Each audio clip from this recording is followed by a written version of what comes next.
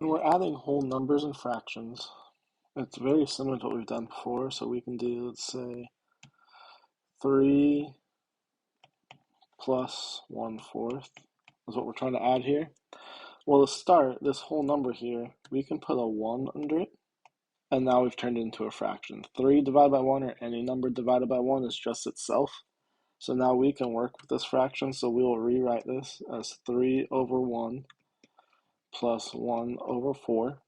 And now we're going to multiply this first fraction by 4 over 4. So we multiply it by the denominator of the other fraction. And again, we multiply the top and bottom by that same number, 4 on top, 4 on bottom, because that equals 1, and multiply by 1 keeps it the same.